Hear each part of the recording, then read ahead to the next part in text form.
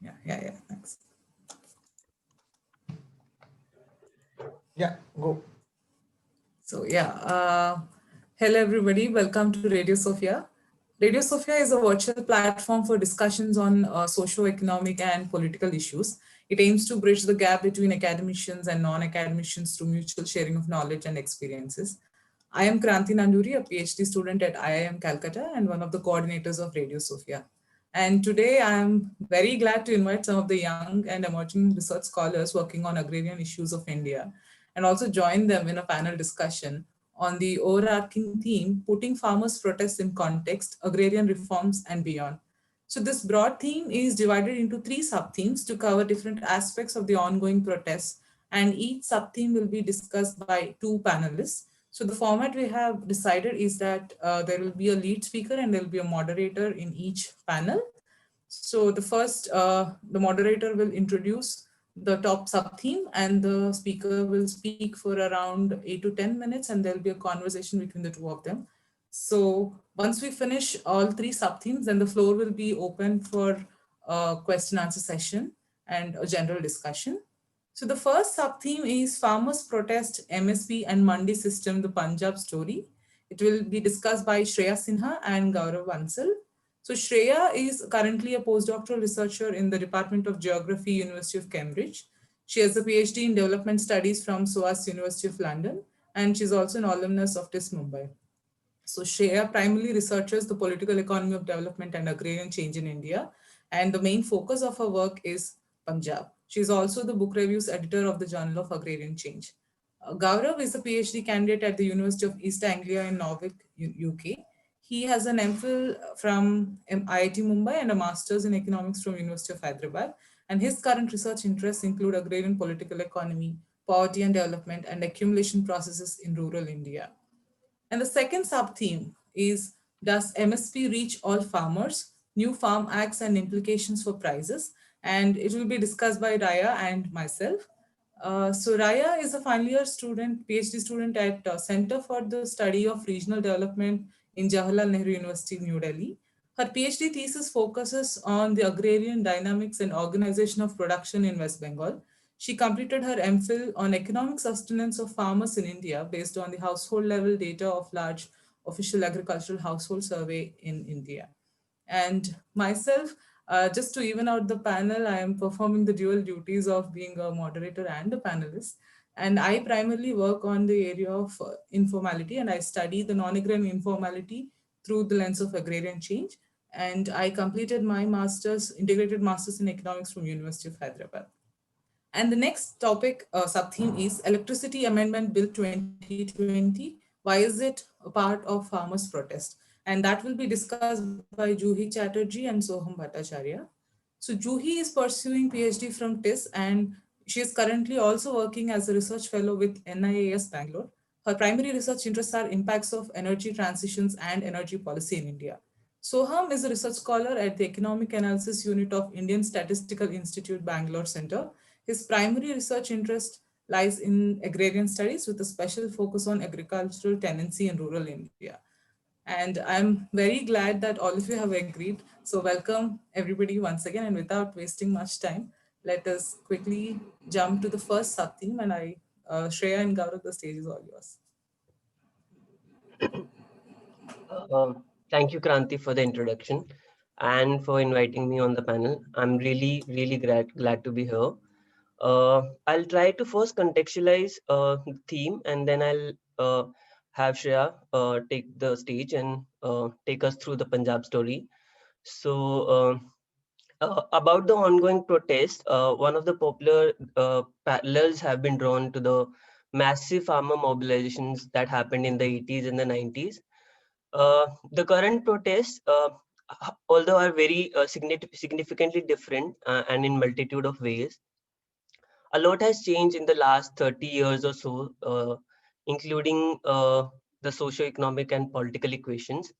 The protests in the 80s and the 90s were mainly in response to the early period of liberalization, when the state was considering to shirk its responsibility of development or had just begun doing it. While the current agitation can be seen as more of a response to the later, more aggressive pro-private capital stance of especially the current Modi government, although the UPA government had already shown signs of the process. Uh, Scholars such as Ashok Gulati in fact begin with the fact that government does not have enough resources to invest into Indian agriculture and to reform it, and that it cannot really do without any private or precisely big corporate investment in agriculture. Uh, that's how the reform processes start, and they kind of highlight the other issues that pale Indian agriculture, for example, especially for Punjab, the lack of diversification, the ecological crisis, and the solution to it is all said to be in the current, the package of reforms that they have introduced. Uh, but to be sure, like the corporates, including the Tata, Reliance, and the Future Group, have been trying to enter various aspects of agriculture, including retail, marketing, procurement, since 2003-7, around that time. But such initiatives had not been much successful, and it is argued that removing APMC system that it existed as of now was basically clearing the way for corporates to gain oligopolist control over agriculture marketing, retail, and distribution. And the fact that the state has readily agreed to these conditions of the corporate capital has been seen by farmers as clear coalition between the two. There's just no doubt about it right now. Since the newly enacted laws not only threaten the procurement of grains but from the farmers, but also the public distribution, uh, it has provided a potential for a much more genuine cross-class alliance than the earlier farmer movements in the 80s and 90s, although it still had presence, but it was more of a forced presence. But right now we see something unprecedented in the way that there's a much more genuine cross-class alliance. I'm sure Shreya will explicate on this when she takes us through the protest and the movement. Another thing which is striking is the presence of women in the ongoing protest. And along with the anti-CA protest that happened at the same time last year, it's just another positive sign and says a lot about the maturing of the social movements in India outside the few college campuses that we have seen, which is a great positive sign. And I'm sure Shreya will also explicate on this in her talk. Uh, so apart from this, uh, there are again a few limits of the current protest, but there's much more to celebrate in the protest, that the fight is against neoliberalism and the fact that and against the attack on federal structure of the economy. Uh, without taking much time and space, I'll now invite Shreya to take over and tell us the Punjab story. Shreya. Sure.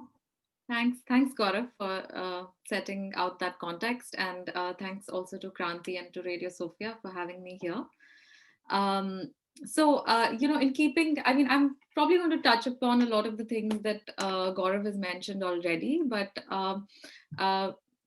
yeah, maybe I'll just come at it a little bit differently.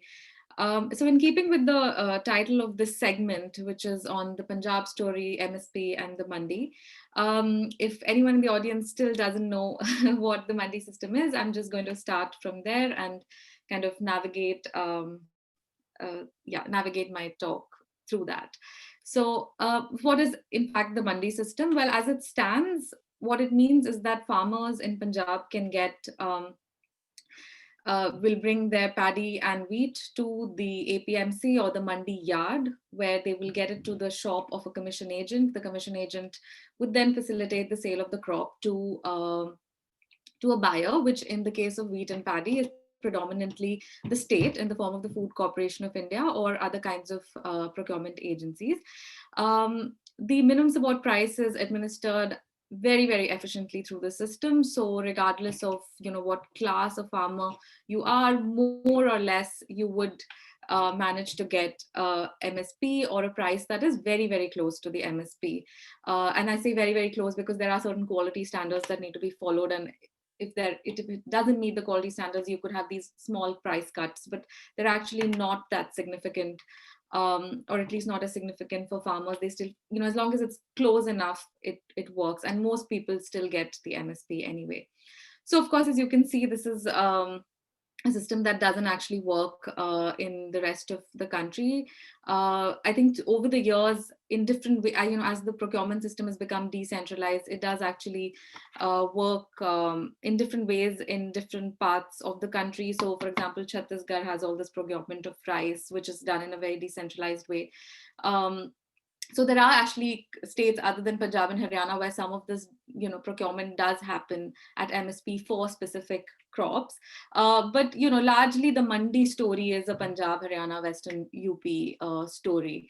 And where did it all come from? Of course, it came from the Green Revolution about 5 decades ago, where, which was really in effect a sort of package of practices. Yeah. So there was an investment in seeds and research and extension, credit for rural credit was priority sector lending.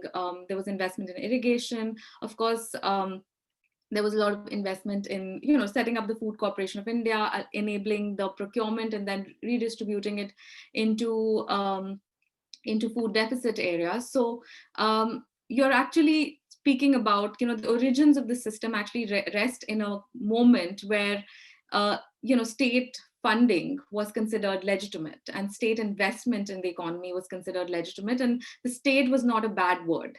Yeah. So that was also a period where the priorities of the state and the central government were quite aligned. And so kind of cut to the present, of course, and what you see is a very different kind of, a different kind of a state which actually itself doesn't want to intervene in ways that are meaningful for, the working classes. It is a kind of, as many people in this audience would know already, it's, the state is nothing more than a facilitator. The private sector is supposed to be driving growth. And this is, of course, it's not a new thing. We've had liberalization now for 30 odd years. And I mean, I would like to point out here, your input markets have been privatized absolutely almost 100% for a while now. So this is already a deeply kind of privatized sector in many ways.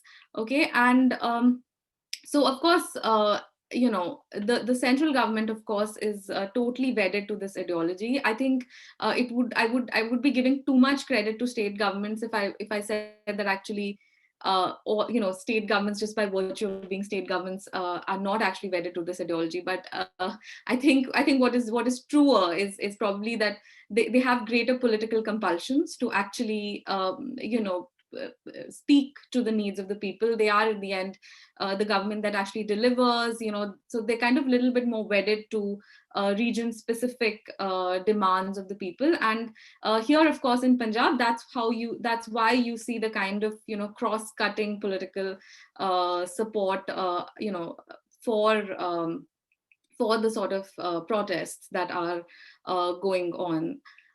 So what do the new laws do? Of course, so in keeping with this logic, of course, the law that a lot of that's most popular is the kind of the APMC bypass law, as it is called in short. And the main principle of it is that it would set up these parallel private market yards where there would be, well, no regulation actually at all. And I think what is interesting to say, of course, is that in any case, that a lot of the other states in the country, a lot of the agricultural trade actually does happen outside of these mandis and, does not apply to most crops. In any case, the MSP is declared only for 23 crops. And we know that that doesn't actually work. So it's kind of quite preposterous that somehow we are being expected to believe that it would work for everyone, when actually the facts are that they actually, this kind of a thing doesn't work for everyone, right? And the other thing is that that I do want to flag is that this is, private market yards are being set up across the country in, for the past 20 years in different ways. Okay. These are reforms that are happening, including the Punjab's the amendment to the APMC Act in 2017. There is a proposition to have a private market yard. The private market yard in itself, whether you should or should not have it, I mean, there are many ways of arguing around this issue. But the thing is that so far there is no, there was an assumption that even when you have a private market yard, it would be regulated, right? And there would be licensing and there would be regulated. At the moment, basically, as the law stands, you can actually go to a private market yard and basically trade against a PAN card. And that is it's just completely bewildering, because everything from ENAM to, all of those things actually require you to have settlement processes and processes for licensing. So this is actually, this is what is really striking, that even when you want to create these parallel things, you're actually,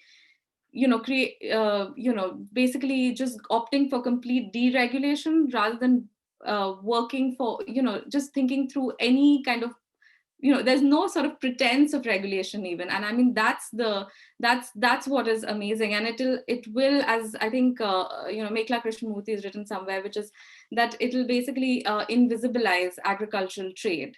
And that's very harmful. That's harmful in terms of prices. That's harmful in terms of, transparency and information in the, in what farmers can access, not access.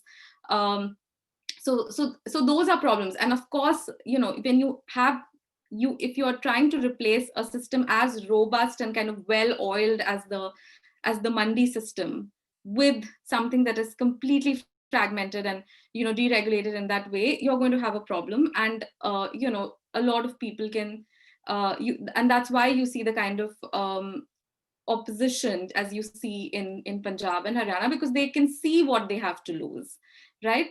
So, so I think that's a little bit about the markets, and I kind of spent a little time on it because I wanted to qualify a few things. But just a little bit on the agitation. So of course, I think with the new farmers movement that came up in the wake of the Green Revolution, most of the farmers organizations, farm unions have rallied around MSP and input subsidies. I mean, these are things that came logically from the kind of commercialization of, the agricultural landscape that the Green Revolution brought about. But of course, this was done at the expense of other kinds of struggle. So whether it is, asking for more equitable access to credit or around land sealing. So those are kind of agendas that were dropped by these organizations, Kisan organizations, most of them in any case.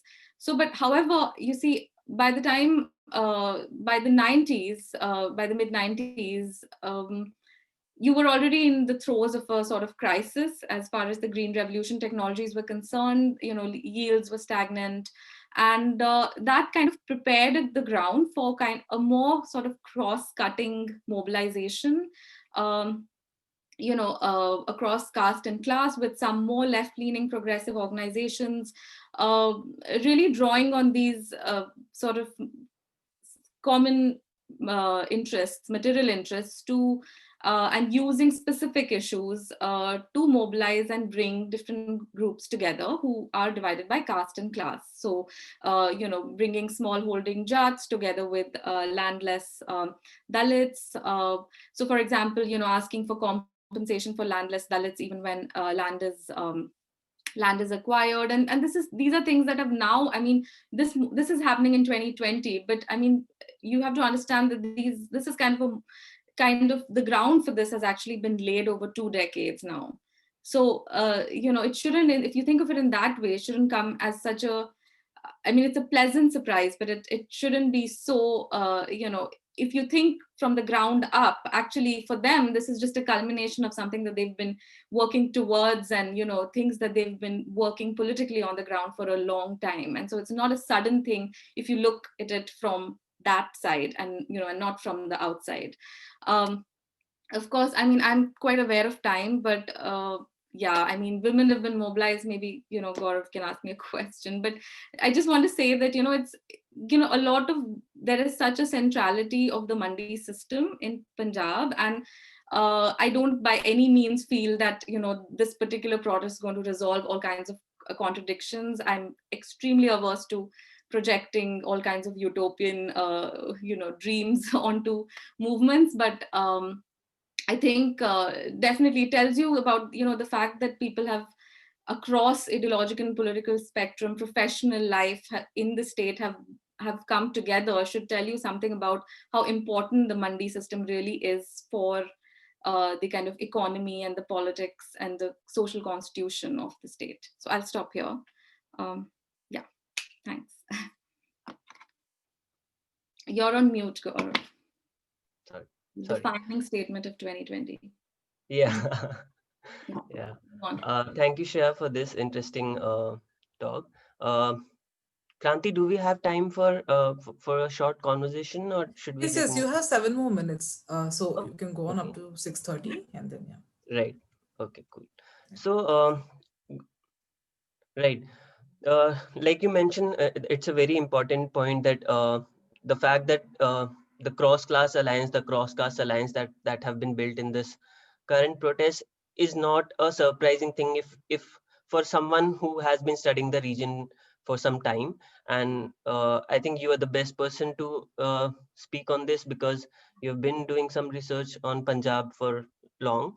Uh, but there are also a few questions that I have about the cross-class alliance, with the fact that I mean, even the farmer organizations and the farmers themselves are saying that the bills and the laws are not just against the farmers, but against all sections of the society, including the laborers.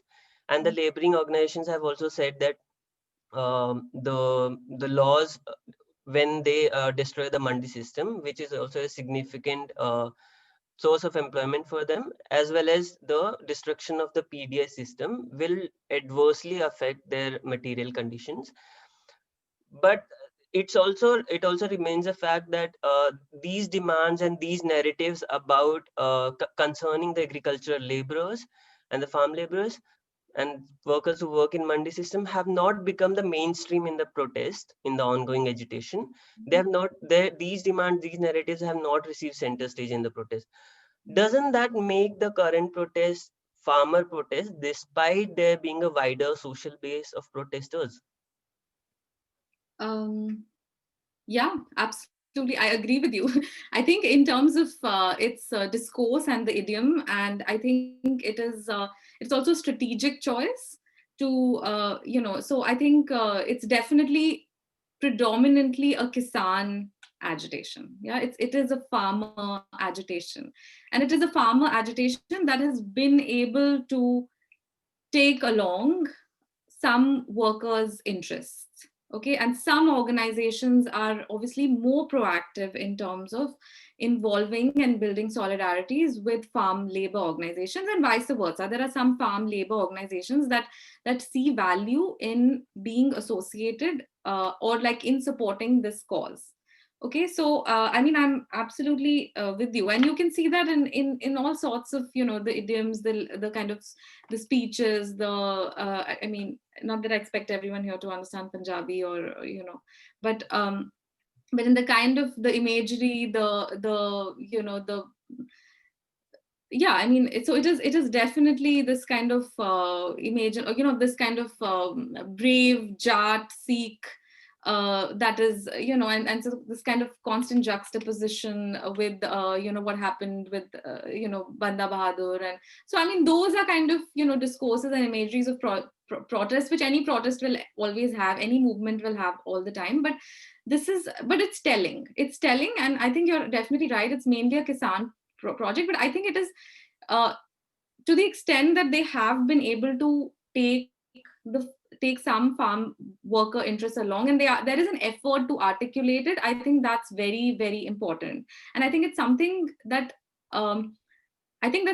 should be amplified. Hopefully organizations in other parts of the country should also kind of see how this kind of discourse, how this kind of articulation of interests can be created to mobilize people across lines. I mean, it's never going to be perfect. Caste is not going to go away just because you have one slogan or, one particular movement. But I think that's very important. But that said, it's a strategic thing. I mean, in the rest of the country, you don't have organizations that are, that have, farmer organizations that have been able to organize farm labor in the same way, or have even made a sincere effort to kind of bridge this sort of divide. So I think in some ways it's also strategic to, it allows people to mobilize along those farmer, along those lines. And of course, the importance of the category of farmer in kind of national imagination also makes it so much easier to just have a Kisan agitation, right? Like than a Kisan Mazdoor agitation. Yeah. Anyway, I think I'll stop here. Yeah. Right. Okay. Another thing that I would want to, like you mentioned that the setting up of or inviting private capital in agriculture is not a new thing, has been happening for a while now. And even in the marketing, not just the input, that you mentioned that there was a bill passed in the 2017 assembly. And I would also mention the land tenancy bill that was also introduced, a draft was also introduced, which allows corporates to lease in land for as long as 15 years as per the law. These are indeed signs that the state is depending on private capital to reform agriculture. But what is striking, according to me, is that the protests, there were no such, or maybe they did not reach the scale that it has reached today. That despite the laws that were passed in the Punjab Assembly in 2017, and with the kind of amendments that the government is proposing now, the two bills, the one that passed in the Punjab Vidhan Sabha and the current laws with amendments, are not very different from each other. I mean, there are significant some differences, but with for example, amendments allowing state governments to levy taxes on the private mandis almost equal to the state level APMCs. They're making it similar, but the protests have not, they did not erupt to this scale in 2017, and also against the land leasing law. The current protest, does that say something about your attack on federalism sort of thing? Because protesters have alluded to this strained relationship between Punjab and with Delhi. First, there are constant references to what happened during the Mughal periods and the Sikh gurus, then the anti-Sikh riots in 80s. And could you just take us through these issues and explain why we have a greater intensity of protest now when the laws were passed by the center as compared to when similar laws were passed in the Punjab Assembly? Sure. So, I mean, one thing is that you see the amendment in 2017 in Punjab. So the private mandis are there, yeah, but what this law is, it's fundamentally different. And the reason why it's fundamentally different is that it was not saying that the private mandis will not be taxed, right? The new laws are saying that private players in the private market yards won't be taxed. But what does that mean? You're basically making the APMC yard less competitive for a trader to deal in, to work in those yards. So you're basically undercutting it. You see the amendment in 2017, it may not be ideal, but it was like there was contract farming going on in the country, in the state anyway, for quite a few years, in different pockets. And as long as it was not, it wasn't saying that it will undercut the mandi system, right? Like, it's not saying that you'll make this fundamentally, like, the assumptions of this total not regulation of these private market yards is what makes the APMC it'll make it completely redundant. And those laws were not actually doing that. So the mandi system was still, at the state level, promising to be intact. The other thing is that you see the grains are not bought by the state. So the crop, even if they are making these private market yards, you see the mandi system works because the grains are being procured by the central government. and the FCI. So, and the agencies also, some of the agencies, they actually buy they buy the paddy on behalf of the central government, on behalf of the FCI. So when the central government comes up with not just this, but then also the Essential Commodities Act, the amendment to that, the one with for farming services, called the contract farming one. So put together, it kind of points to a much more radical shift. I mean, because of the constraints of time, we only talk about the mandi, but the fact is that, together they are kind of redefining the entire landscape of agriculture as it exists in this region. So that, I think, then affects, that then goes into, okay, there's a PDS implication, and this is, the land implication. So I think it's put together, they kind of indicate something much more profound. I think that's what sort of explains the level of opposition to this. But I'm mindful of time, so I would say more, but I think I should stop. Yeah, are we at 6:30? Yeah. Yeah. So thanks, Shreya and Gaurav. Let's continue this discussion once all the panelists have finished talking about all sub-themes, and we can sort of bring all these things together. And so now I'll move on to the second theme, which is does MSP reach all farmers, and new farm acts and implications for prices.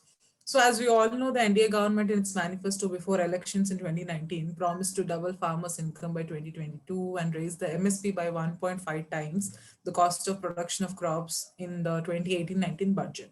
And with the passing of the new farm laws, however, farmers feel threatened that the real incomes will drastically decline, and also MSP will become redundant for all practical purposes. And for those of you who are not very sure what MSP constitutes, so the Commission for Agriculture Costs and Prices, CACP, which formulates and recommends MSP, categorizes three types of cost of production: A2, A2 plus FL, and C2. So A2 represents the actual cost of farming, including seeds, fertilizers, and hired laborers.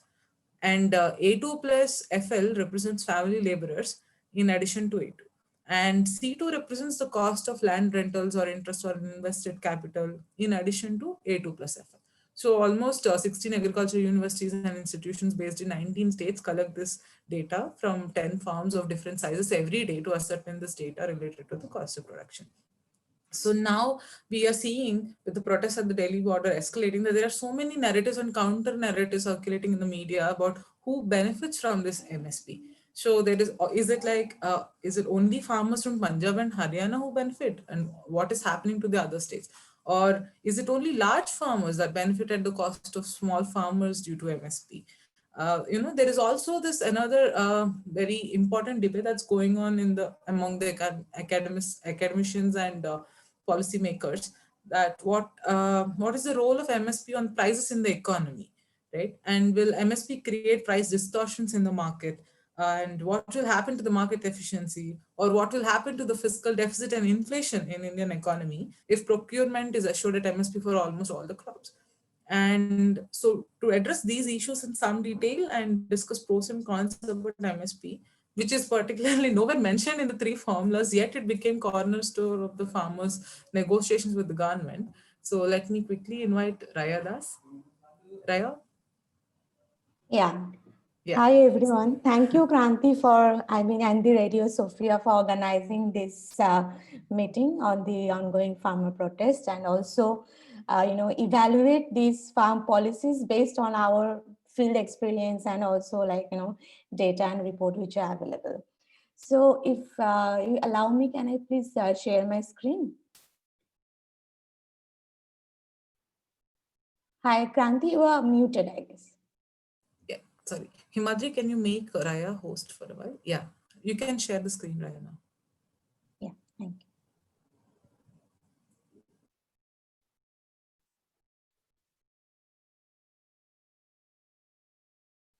So I actually made like a quick PPT because, to show some diagrams on the particular issue of access and inclusivity of minimum support price in Indian agriculture.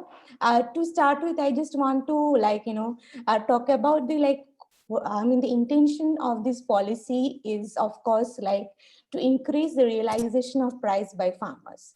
So we see that, there has been a kind of change in the discourse of policy from Initially, it was land reform, then it became the, augmenting the productivity level by NITI Aayog reports. And then like in last 4 or 5 years, we have seen continuous focus on increasing farmers' income to address agrarian distress issues.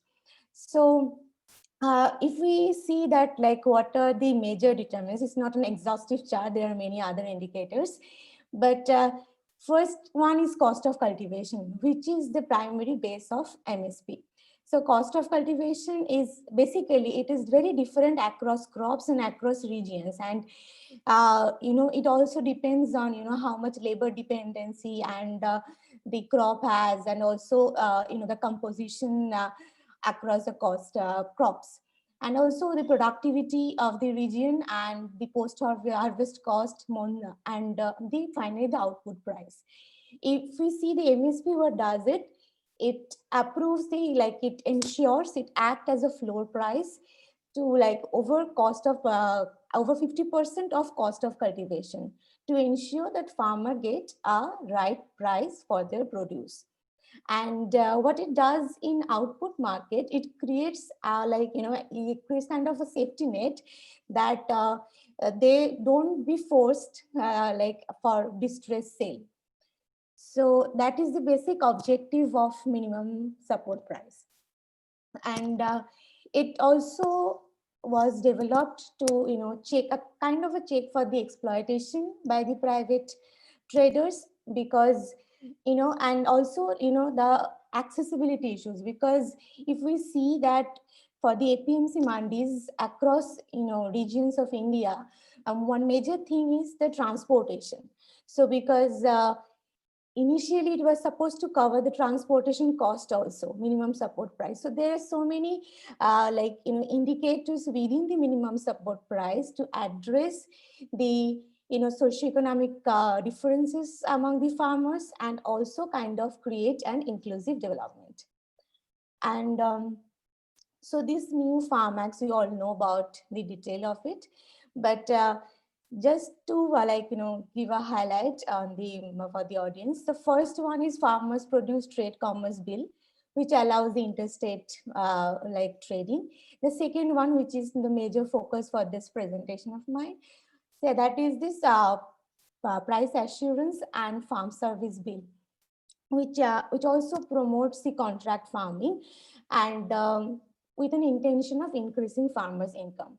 And the Essential Commodity Amendment, which allows the hoarding by private players. As Shreya was also mentioning in the last talk, so these three bills together allow any private player in the country to make a contract with any farmer within the country with an intention to increasing farmers' income.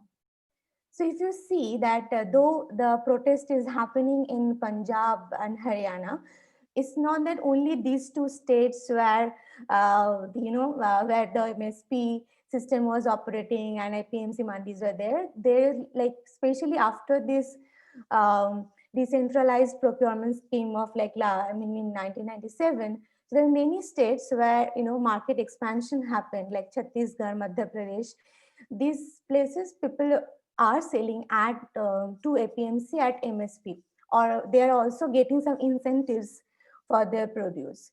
But yeah, there is regional variation in terms of both awareness of MSP and also realization of MSP. When we talk about that why other farmers of different states are not protesting, it's not only because they are not organized, or they don't have they are happy with the private traders.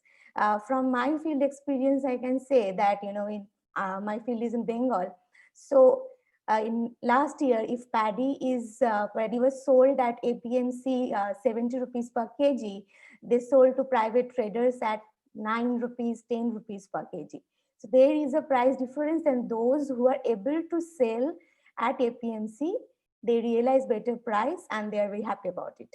And also to get access to APMC market, there are many factors work. For example, the socioeconomic condition, the caste identity, and also the capacity of the farmers to tackle the delaying in payment, and also the institutional accessibility and knowledge altogether.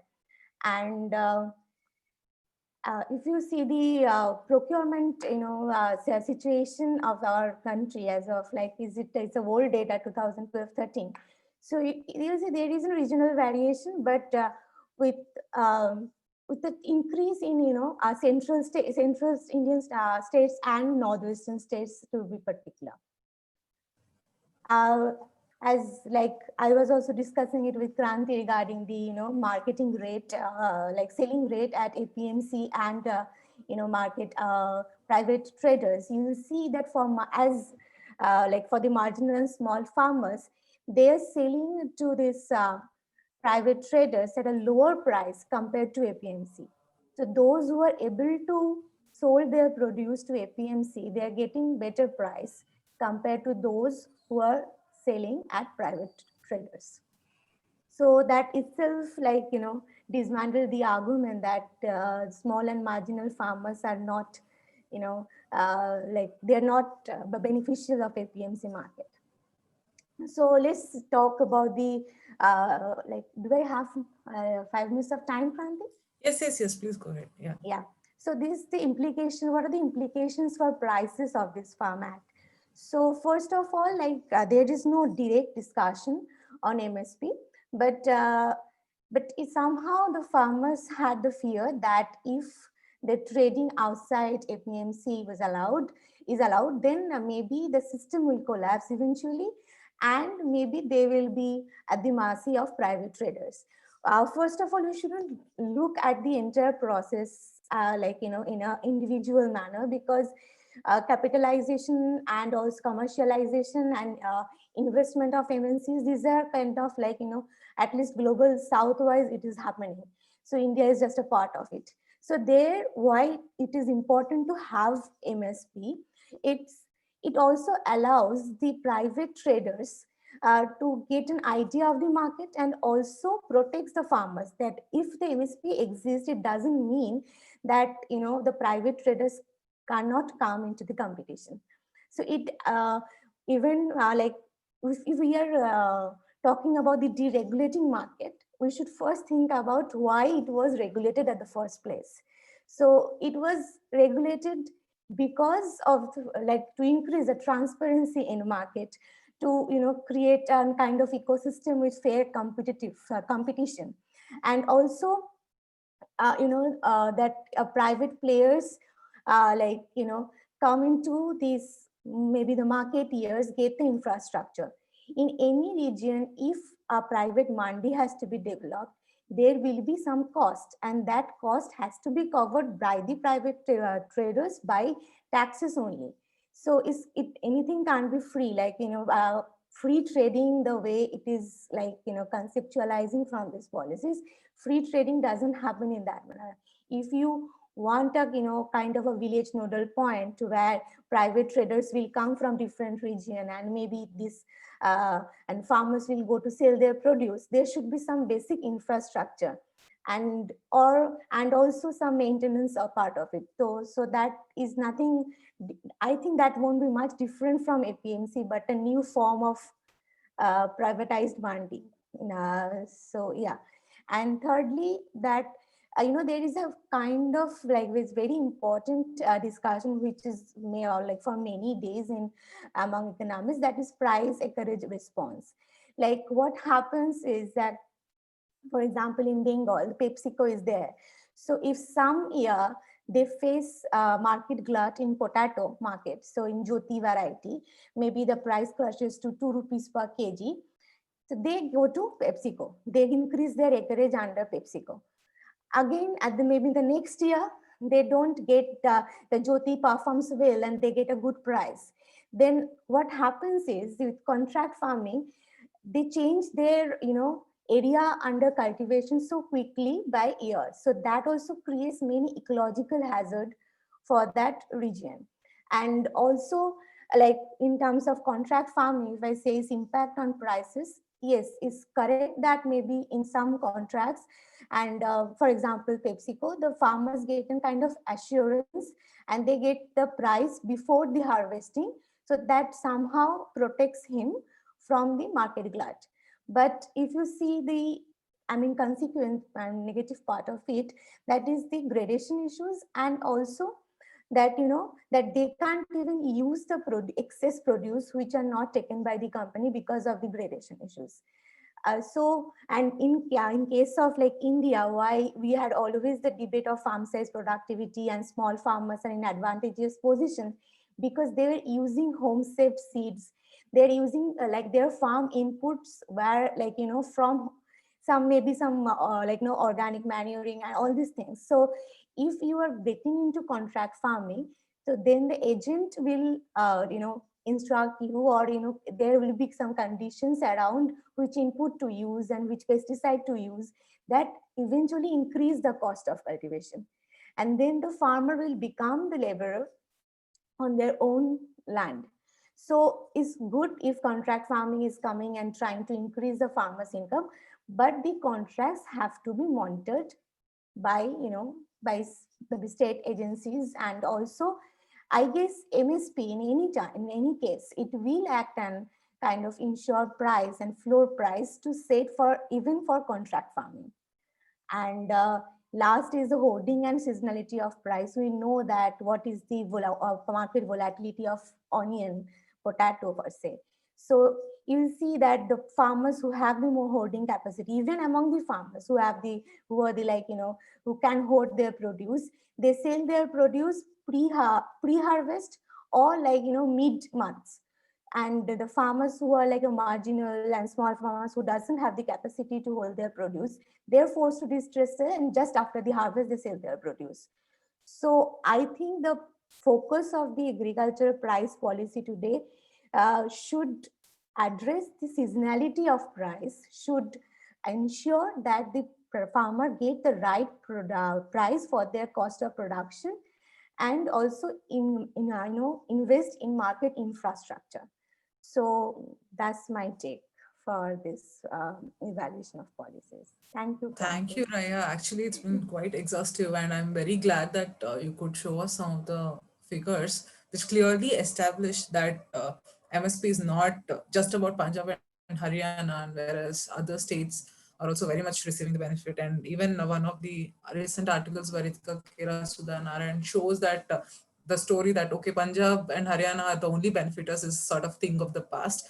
And also it clearly showed that how small farmers are amongst the one who realize, who benefit from this realization at the MSP. So all for those who realize.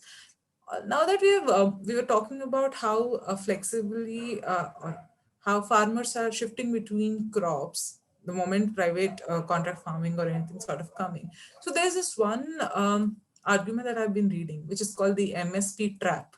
So they say basically, because you're giving MSP, farmers are continuing to produce, let's say, paddy or wheat, even if it's not very efficient in the market sense.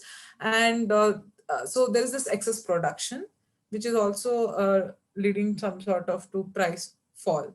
But if a government assures this particular procurement at MSP for all the crops. Now, because if they're given writing that they will take paddy and wheat, which is likely that every other crop farmers will start demanding, the other 23 crops, right? So in that case, it will also lead to a burden on the fiscal deficit. So what is your take on that? How do you see this particular issue? See that like yes, on paper it was MSP was made for like 22 crops, but yes, in terms of fiscal deficit, it first this MSP trap thing came into picture when in I guess the last election period when government increased the MSP to address farmers' income. So yes, this is an instrument to increase farmers' income, right? And then if it creates the fiscal deficit, if the government doesn't have enough money to procure all the 22 crops, then it's fine. Then if you want to invite private traders, that is maybe, that is not like, you have to maybe do that. You have to do that because like maybe to increase the competition in the market, and also the inability from the government side to spend on this purpose. But MSP is just not like the kind of procurement assurance. It also is kind of gives you a kind of floor price for that produce, which ensures the covers the cost of cultivation plus 50%, as recommended by Swaminathan Commission report. So it is like MSP should act as in like, I mean, yeah, already this current protest is focusing on making MSP as law and all these things. So it is that kind of, instrument. It is not necessary, and government can't do that because there are, other than paddy and wheat, it was very, and some extent cotton, very less procurement in for other crops. So, I mean, to my mind, it won't, and there are many articles also which talked about that if in a particular region MSP is introduced for a particular crop, then it won't lead to fiscal deficit in sense, because you have to understand that agriculture is a sector which there are other sectors also, but it is the largest sector where their producers are also consumers. If they have greater price, they will also purchase from the market and the demand will increase. So it's a kind of cyclic process. So in that way, I mean, I understand that maybe in government budget it's not possible to cover all the crops at the MSP, but it is a should be case. So, so if you can't do that, at least make that law, then private players have some, like at least at some point to enter into the market. And if at all we want to increase the realization of income by the farmers. Yeah, actually, your response has sort of led me to another question that I was anyway going to pose.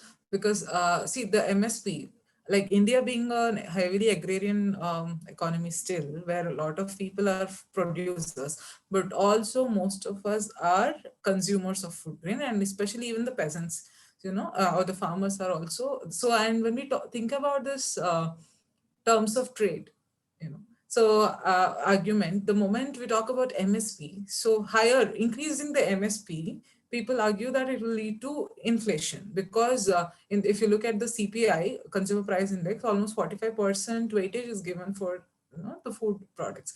So then it is sort of bringing out, so industry will stagnate, wages demand will rise, and the cyclical argument of that.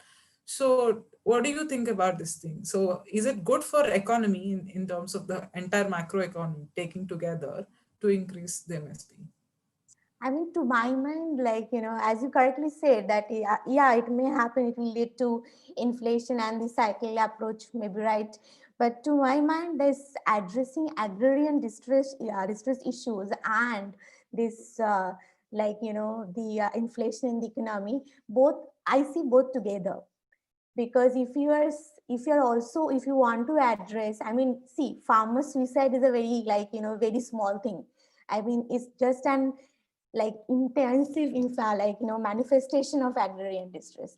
But if we want to address indebtedness, because there are many work also where government talked about this, that loan waiving is a good or a bad thing for the economy, because it's a huge burden on the economy. So if we really address is at the first level, if we address the farmer's income level, then I think many problems after that, for example, loan waiving and all this burden will be reduced. And as I said last time also, they are the consumers. So that cycle is also applicable, right? It's not that MSP will lead to inflation and and most importantly, that if you talk about the contract farming and all, so they also fix the price covering the cost of cultivation, right? So it's all about how you can really channelize the value chain and reduce the number of value chain and make the farmers I'm not saying about very welfare kind of approach, but it's like if you are producing something, is your cost of cultivation, you should get this. It is applicable to any other sector. So why not farming? So that is, I guess, my take on that. Yeah. Thanks, Raya. So now I think I'll pass on the stage for Soham and Juhi. And once they're also done with their sub-theme discussion, we can move on to the discussion. Yeah, thanks a lot, Kranti, and thanks to Radio Sophia for inviting us in this panel. And up until now, the kind of discussions that we had, I hope that I can be able to keep this level of and discussion with this. So without further ado, I'll start with today's sub-theme that I and Juhi will be sort of discussing. And it's certainly a departure from the discussions that we are having that from MSP, Mandi system or marketing prices concerns. Along with that, and this is particularly not centered with only Punjab and Haryana or within that, it's just because yesterday the from Maharashtra, the All India Kisan Sabha, that a march has started towards Delhi, and now they have reached Rajasthan. And one of the major concern is that the repeal of the electricity amendment bill, and it's still not an act. So the question is, it should not be tabled at all because of its certain implications. And on that note, that how does electricity amendment, which is of course related to agriculture, and how does that kind of reflect the current ruling dispensation's attitude towards the rural poor and particularly towards the farmers, and we'll try to focus our discussion around that. But to sort of, I try to contextualize this thing from a little historical understanding of it. So in around 1948, it was Dr. Ambedkar who starts with this in Electricity Supply Act of 1948. And the idea, the vision of that act was particularly that seeing electricity as a basic necessity of the people, and seeing it that it should be applied to all its people. And so therefore, it's not about efficiency or it's not about meeting the cost. The idea was to keep electricity as something as a necessity thing, and it's not about having enough. It's about having abundant supply of electricity, particularly in rural India. And how it becomes important for agriculture now. So recent 2018-19 figures suggest that around 22% of the total electricity consumption that happens, 22% of that goes into agriculture sector. And within that particular agriculture sector, it is irrigation which is most dependent on electricity. And I have the figures for only 2012-13, the latest of the Land and Livestock Survey of NSSO, which suggests that of the total irrigated area, we have 70% of the irrigated area which is groundwater irrigation. So you have to have a lift, and therefore you need to have a certain amount of electricity for that purpose. And the ones who are very familiar, I believe this audience is particularly familiar with the kind of socioeconomic differentiation that rural India have, and particularly land ownership. With land ownership comes certainly comes the ownership of irrigation and ownership of dug well, shallow tube well, anti-tube well, and so on and so forth. So, and in India, 95% of this ownership is private ownership. So it is not the state already doesn't own tube wells, or it's just that the electricity supply was there. And with irrigation, now I will try to connect this with the kind of discussion that we were having. So irrigation as a cost in your cost of cultivation, it's around 13 to 17% of major crops, 13 to 17% of your operational cost, as Kranti and Raya were discussing about the A2. So of your A2, it is 13 to 17% of that cost is coming from the irrigation charges. And not only for those who are owning, of course, not only for them, those who are owning the irrigation equipment, but rather for those who rent these machineries. And small and marginal farmers with lack of resources, rising cost of cultivation, most of the time in rural India, they rent water at hourly rate or some in villages. So with this in mind, now if one amendment comes which suggests that now you pay for your electricity if you are using it for your agricultural purposes, and that is the link where Juhi's expertise comes, and I will share the electricity amendment bill with you right now. And so I would rather push, just connect this with what at the beginning Shreya was trying to say, that your input market is already privatized. And within that, there is a new blow that is coming with this Electricity Amendment Act. And Juhi, I welcome you to give your thoughts. Thank you, Soham. Am I audible? Because my network is a bit bad. Just let me know if it becomes inaudible. I'll Yes, you switch are. off my video. Yeah.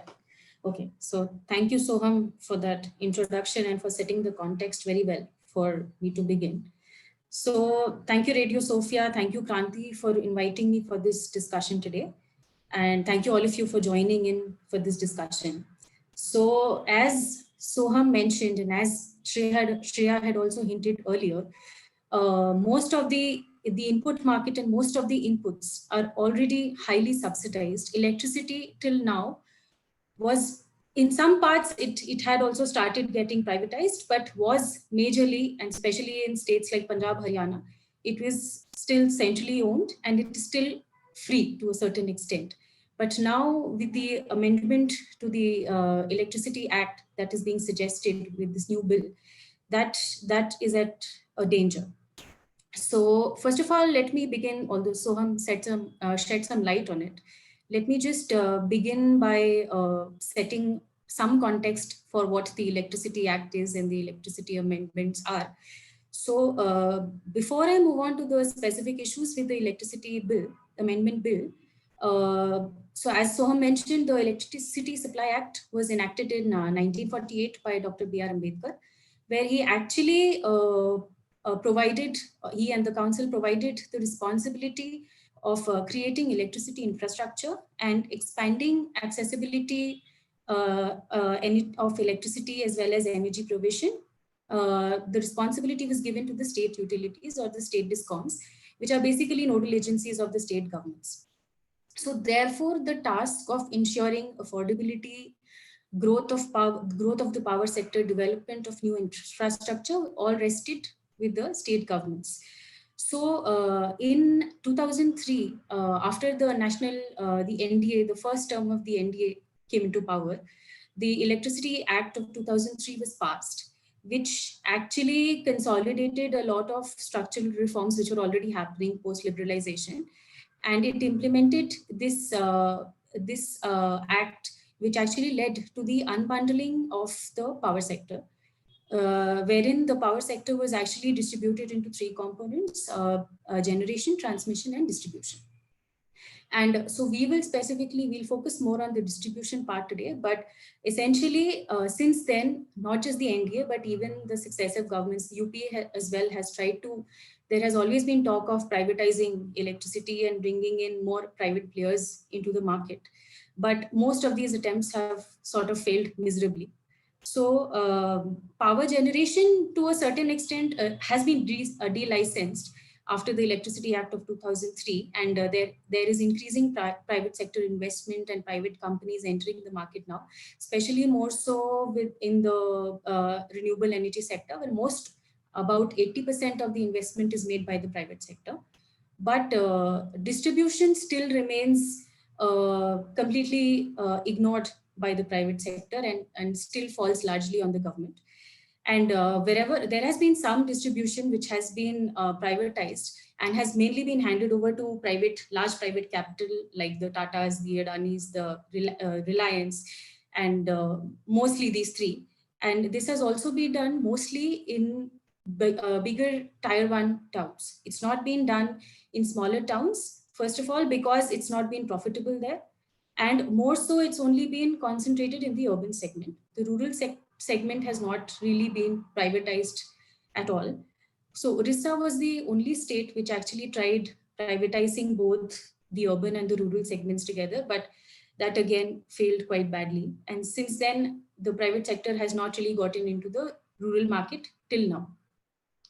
So moving on to the Electricity Amendment Bill. So there are a couple of contentious issues which will directly impact the agricultural sector. I'll not get into the issues that exist in the purview of the power sector. That has been covered separately in another analysis that we had done. Today, I'll focus on the agricultural sector per se, and I'll focus on three main issues. So the first and foremost is the removal of cross subsidies. So the power sector actually has two kinds of subsidies which are given out. So the first is a direct subsidy, which is provided by the state, by the central government and the state government to the DISCOMs. DISCOMs are basically the distribution companies. And the second are cross subsidies. So for people who don't know what cross subsidies are essentially a phenomenon by which the richer consumers who can afford to pay more are charged and consume more are charged at a higher tariff as compared to poorer consumers. So basically, so in India, we have something called the telescopic tariff system, wherein there is a basic minimum rate at which the first, say for example, the first 100 units are charged. And as you keep on consuming more and more, the tariff for that slab keeps on increasing. So in that sense, the urban consumers actually subsidize the rural consumers as well as other consumers from other sectors who cannot afford to pay high electricity prices.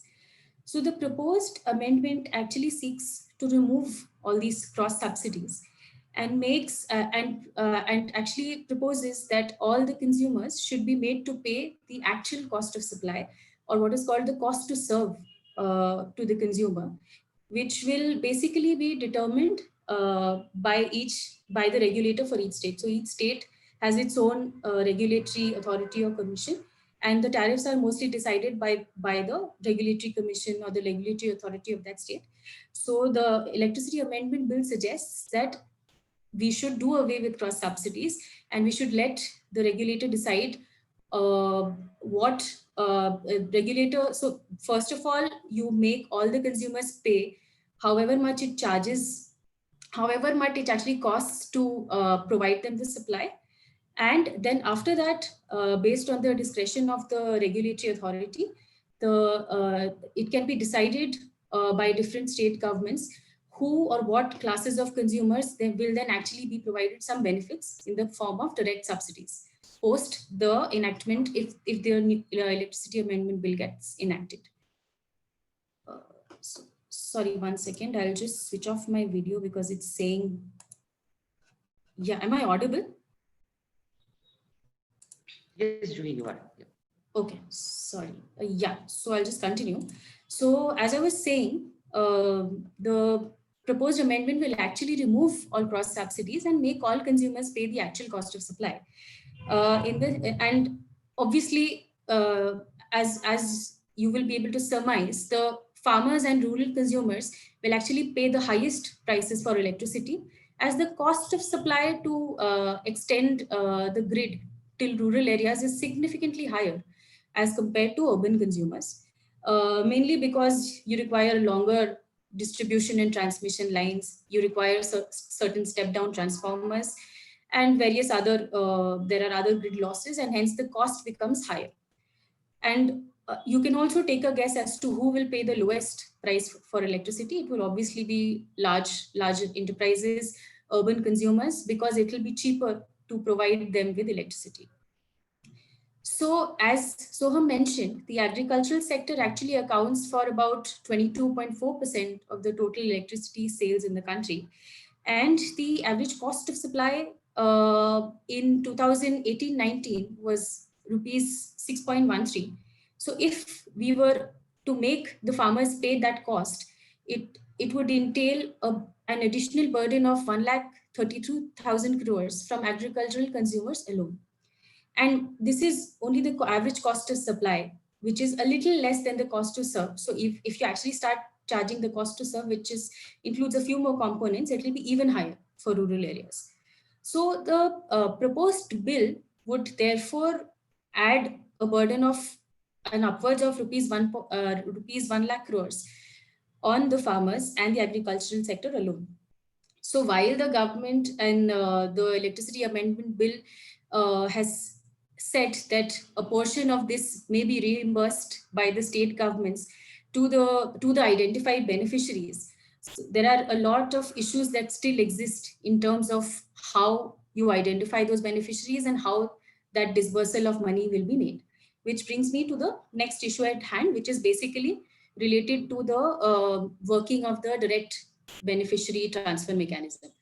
So yeah, before that, one thing that I also wanted to mention was that if for example, if you take the example of one farmer who actually owns a pump set of say about 5 HP and uses it for a bare minimum of 4 hours a day, say twice a week for about 4 months in a year, only maybe during the Rabi season, or because he relies on the monsoons during the Kharif season, that would mean that that farmer would have to pay about rupees 3,000 per year upfront in electricity bills.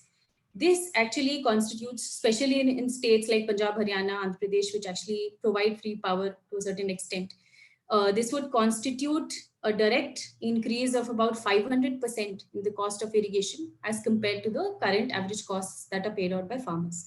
And as Soham mentioned, the costs of irrigation are, as it is, really high if you actually compare it to the amount of incomes that farmers earn. So based on some fieldwork that I have done in Uttar Pradesh, we saw that the cost of irrigation in proportion of the gross value of output that is earned by the farmers is as high as 40 to 50%, especially for small and marginal farmers.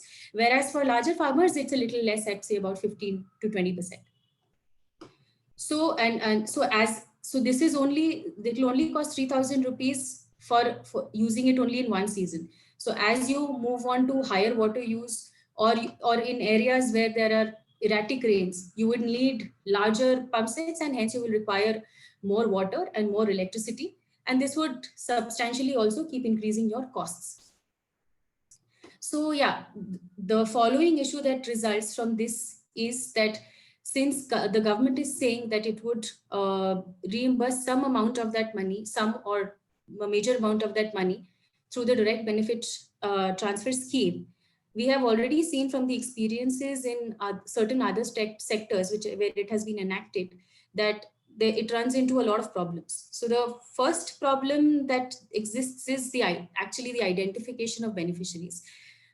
Because first of all, in a highly differentiated setting like a village in India, where there are a lot of other structural inequalities that exist as it is, how would you actually identify who gets the benefit? Do you actually, and a lot of farmer organizations have actually raised this issue, including the All India Kisan Sabha and various other farm unions, where they have asked the question of who will actually get the benefits. Will it benefit the tiller, the landowner? What happens to people who actually buy and sell water? What happens to the people who actually worked on rented and leased lands? So who gets the benefits, and how do you decide who will be a beneficiary of this scheme? Because it might not be as straightforward to identify consumers in such a setting. The second issue lies with the fact that who will actually provide the benefits.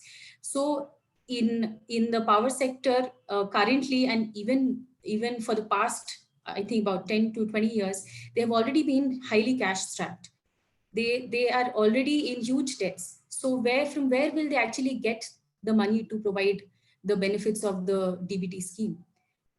So instead of actually helping and since one of the reasons why the Electricity Amendment Bill is being passed, and the logic behind it is to actually say that this will help DISCOMs in reducing their debts, this actually becomes counterintuitive that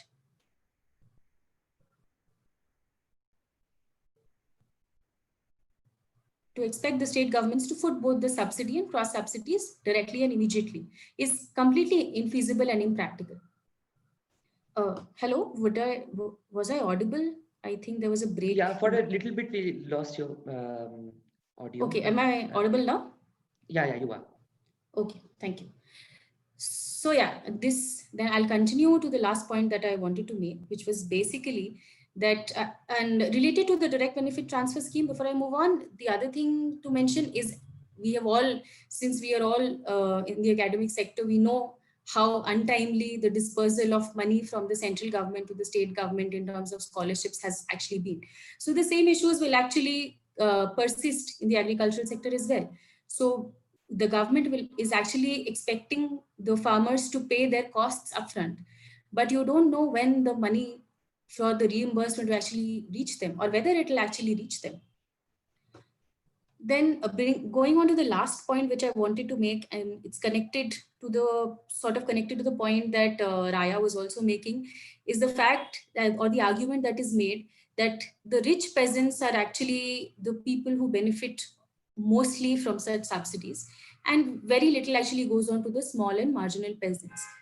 This actually does not hold true, and we've seen this as an example in the experiences of various states. So, for example, in states like Andhra Pradesh and Telangana, over 40% of the groundwater schemes are actually owned by marginal farmers who own less than 1 hectare of land, and about 50% of them are owned by small and medium peasants, those peasants who are owning between 1 to 4 hectares of land. And even in the richer northern states of Punjab and Rajasthan, while the medium peasants owning between 4 to 10 hectares of hectares of land own about 30 to 40% of the groundwater schemes. About 40% of these schemes are still owned by small and semi-medium peasants owning between 1 to 4 hectares. I just wanted to show one slide. So can I share this screen? Yeah, just a second. Kranti, Himadri, can you make Juhi the host? Yeah, I just want to show some figures. Yeah, Juhi, you can share your screen now. Okay. Yeah, so I just wanted to show this one slide which actually proves that point. So as you can see, for these various states, the ownership of such groundwater schemes and the benefits of these subsidies for groundwater irrigation and electricity usage actually are do go directly to the small and marginal farmers, because about, as you can see, for marginal farmers, about 95 to 100% of these schemes are in all these states are owned by them. Similarly, for small farmers, about 93 to 100% of the schemes are owned by groundwater schemes, especially are owned by the small farmers. So this data is from the minor irrigation census. And unfortunately, we do not have like an aggregated database of the beneficiaries of major irrigation schemes and canal irrigation. So this is only for minor irrigation schemes of smaller sizes. But yeah, so as you can see from this data, the beneficiaries of these schemes are actually the small and marginal farmers, and this is across states, not just for states like Punjab, Rajasthan, and Telangana.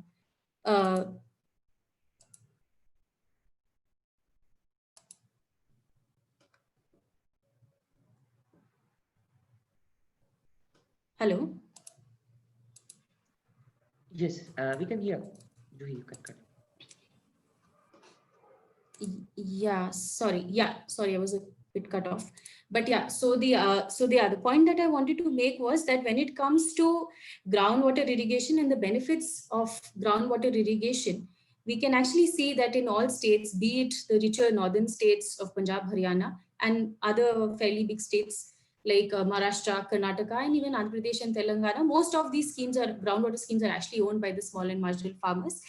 And on the other hand, when it comes to surface irrigation and larger surface irrigation projects, large farmers in Haryana and Punjab actually hold ownership of these projects and actually reap the benefits of the surface water tariffs, which are highly subsidized. And there has been no discussion about revising them or actually making them more expensive.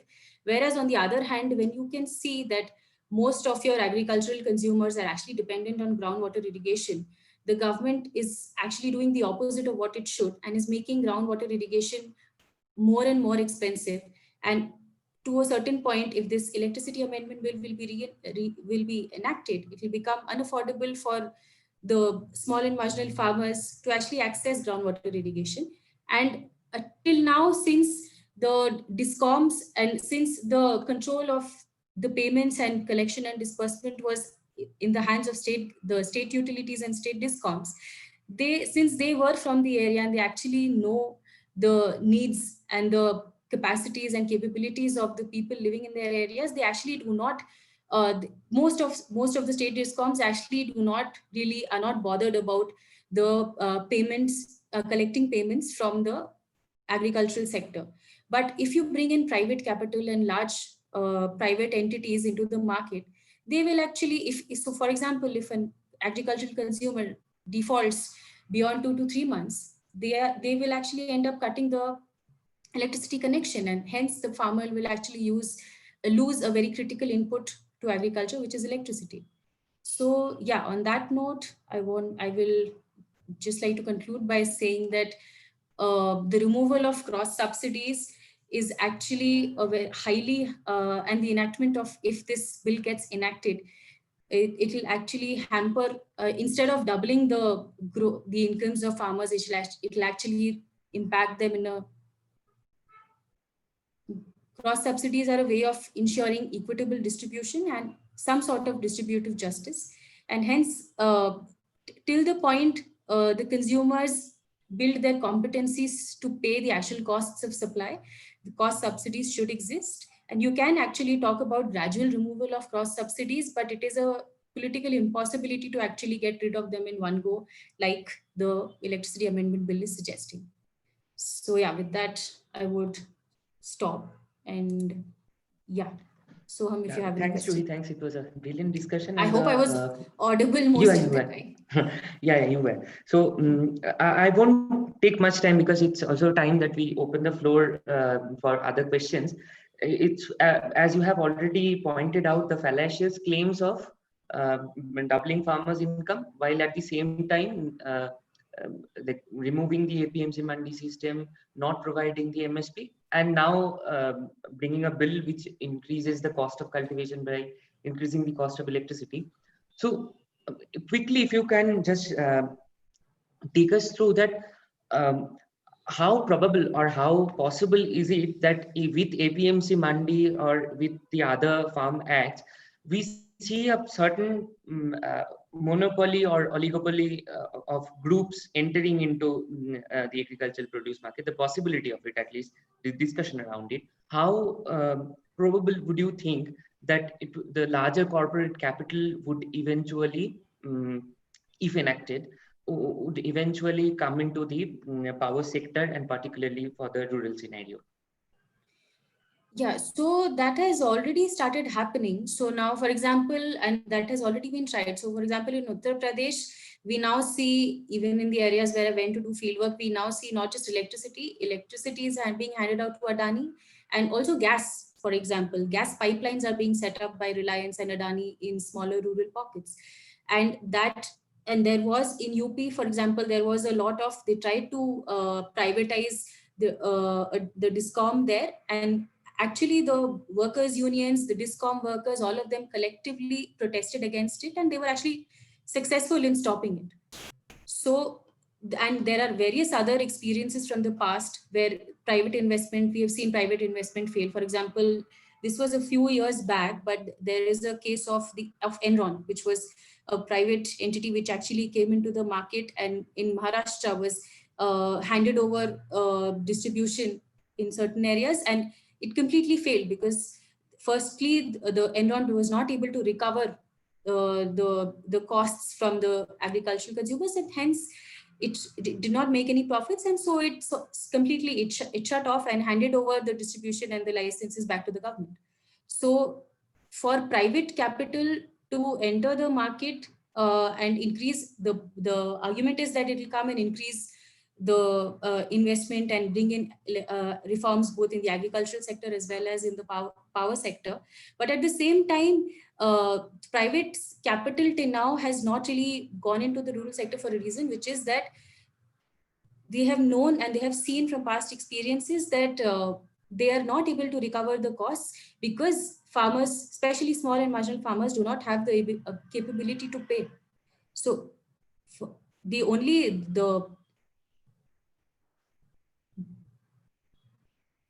Juhi, we lost your audio for some time. Could you please? Yeah, hi, am I audible now? Yeah, I was just saying that, so even if private capital gets into the market, like I mentioned, if there are defaulters, and if especially small and marginal farmers who do not have the political clout, if they do default on their payments, their electricity connections will just be cut off. Whereas you might not be able to do the same thing for larger farmers and farmers who have some agency in terms of not letting that happen to them. Yeah. So in that sense, yeah, there will be a differential impact of the entry of the private capital into the market. Thank you, Juhi. I now kindly request Kranti to have the floor and open a discussion if we have some time. Yeah, so if the speakers are willing to be here for some more time, we can, because it's already 7:26, but we can extend the discussion by say 10 or 15 minutes, because I'm sure there'll be more questions. So if there are any questions or any comments from the audience to any of the speakers, please feel free to either post it in the chat box, or you can even directly unmute and raise the question.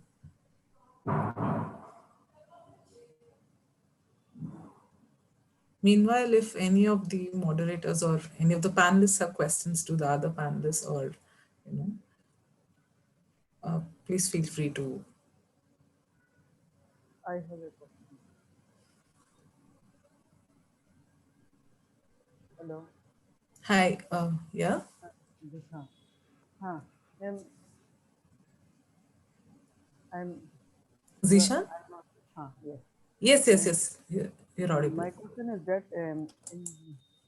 when the government came into power in 2019, so there is a kind of the protest down to the protest, means that you are not allowed to do protest in any form. But the farmer protest is seen as a more aggressive, more, not aggressive, more splendid. So what are the reasons to organize the farmer which has a very low listed ground, and organization of the farmer protest, how is done from the short period of time, in the short period of time? Zishan, can you tell me who your question is addressed to? First panelist. Shreya. Okay. I think I didn't parts of the question. Is the question about why, how the movement was organized? Yes. Yeah, Kranti, can you? Yes, that's the gist of the question. Okay, and that other protests have not been very legitimate, but this one has managed to. Yes. Farmer also got the chance to get talk with the minister, not the other protesters. So can you repeat that? Can someone repeat that last sentence? The farmer just got the chance to meet the minister, not the other protester like the CA and other protesters. Okay.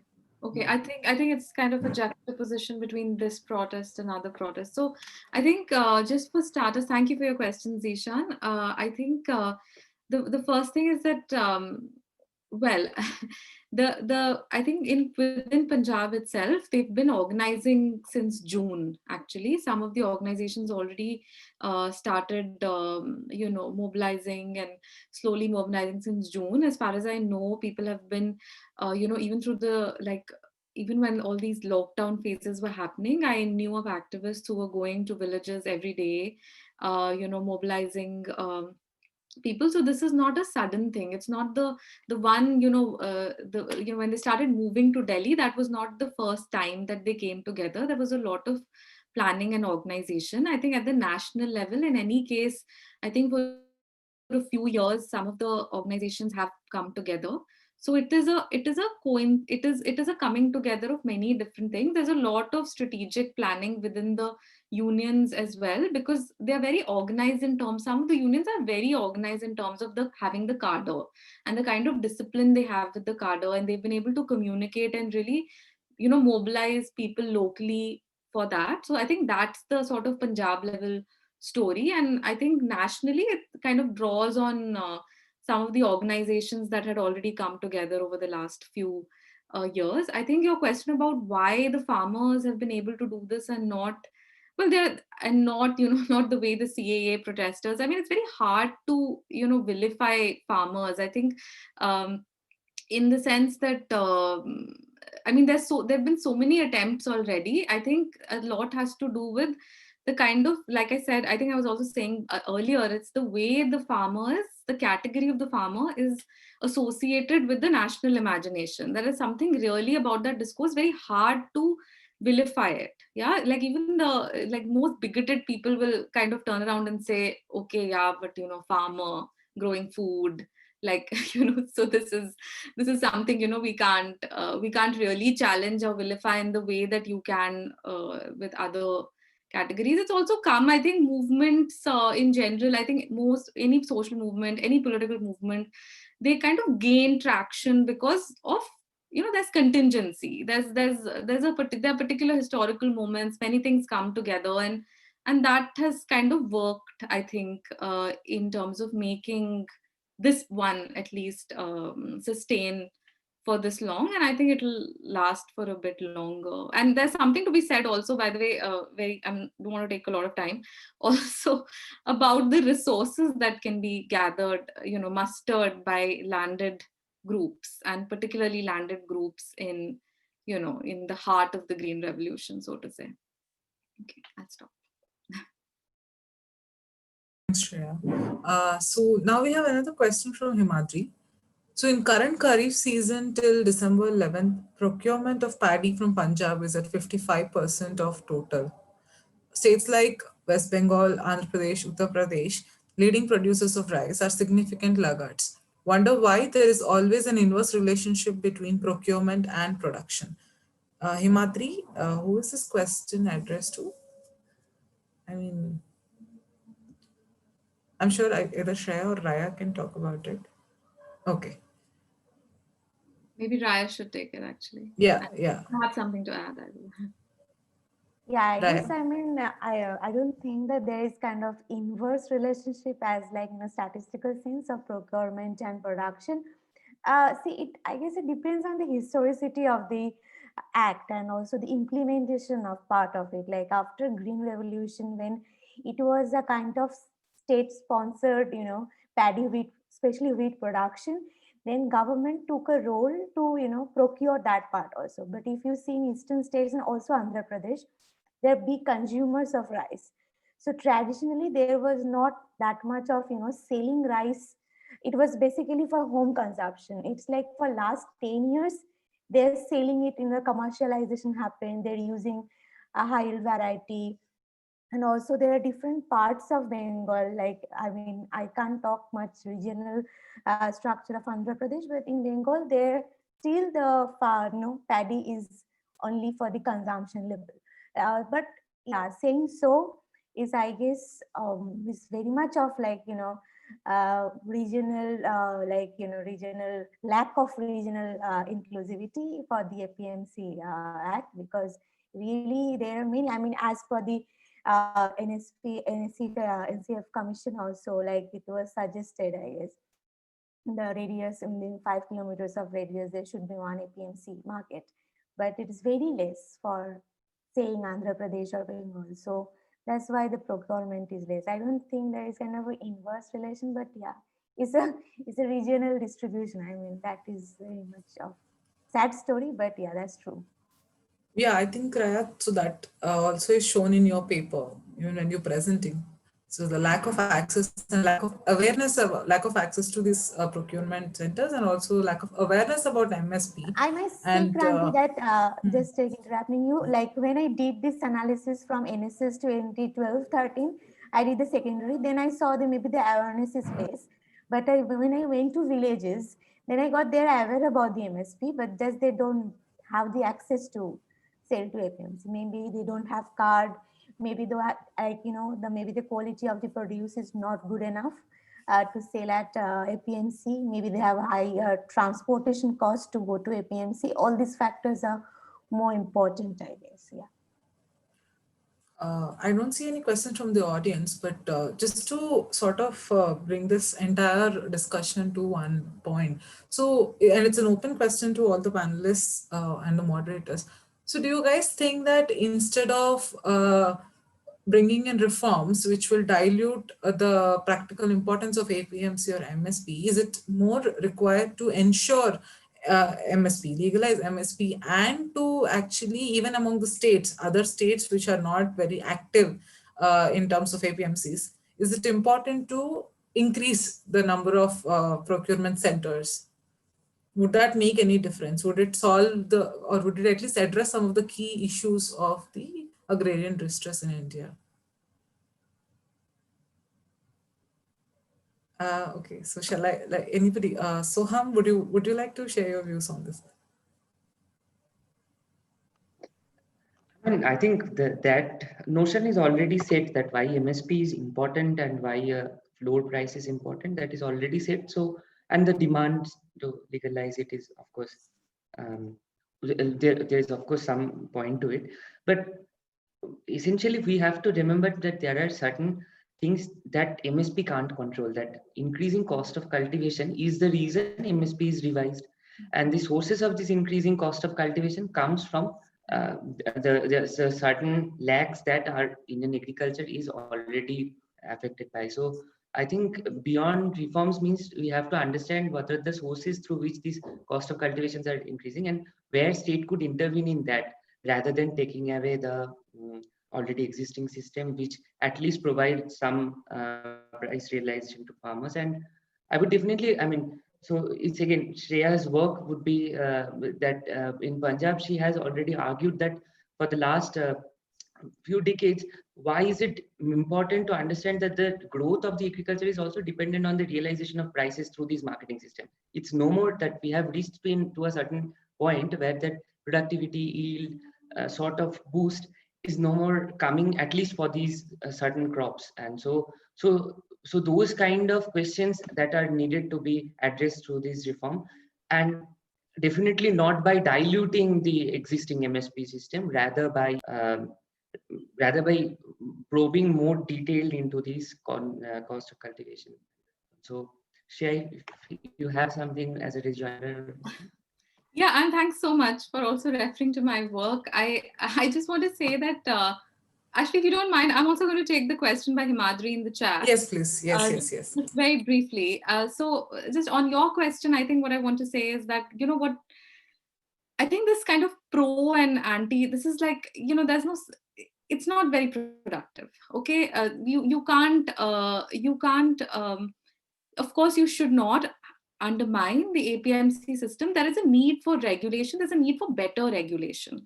There's also a need to recognize that you need to create market systems that are able to cater to a variety of commodities. We have a problem, whether you want to channel it into the PDS or you want to channel it, you know, for exports or other things. You have to think through value chains carefully. There is enough expertise in a country of 1.3 billion people to be able to do it. And, you know, there has to be the political will to do it. So I think I'm actually not one of those people who thinks that everything should be state. I don't think it can work. But I think that you need the state to be proactive, to invest in infrastructure, and it's possible that the state needs to invest differently in different types of commodity complexes. So but of course, we don't have the space in our, you know, in our public, you know, there's no public space to have these kinds of slightly more nuanced discussions. I think so the battle that is now taken place, that is one where you have to kind of, you know, they are just kind of throwing the baby out with the bathwater. So, which of course makes absolutely zero sense. The other, just on the question of the Himadri's question on the APMC Acts restrict farmers to selling their, I think you mean restricts farmers from selling it outside of the government licensed mandis. Actually, that's not actually true. You know, traders cannot trade out without licenses, but farmers are, you know, selling anyway. Farmers, you know, where mandis are not, where APMCs are not, you know, Raya has already said like there aren't enough APMCs. Farmers are in any case selling to, you know, some village trader who turns up in their village, you know, so this is actually I don't think it is allowing for for the kind of spatial competition that I think Himadri is alluding to, I think what it is doing is creating a, as Sudha Narayan has written, far more ably elsewhere, which is, created a regulatory, fragmentation. And in fact, what you're allowing is not actually spatial competition. You are allowing because you've created a regulatory fragmentation where one set of yards is more competitive than another set of yards. Actually, you're not allowing for competition, and you're creating conditions where some are going to be more enabled than others, not just in terms of the wholesale trade, but also in terms of warehousing and other kinds of things. So I think it's doing the exact opposite of what Himadri is suggesting. But thanks. Yeah, thank you so much, Shreya. And I think now it's 7:40 and it's time to end the session.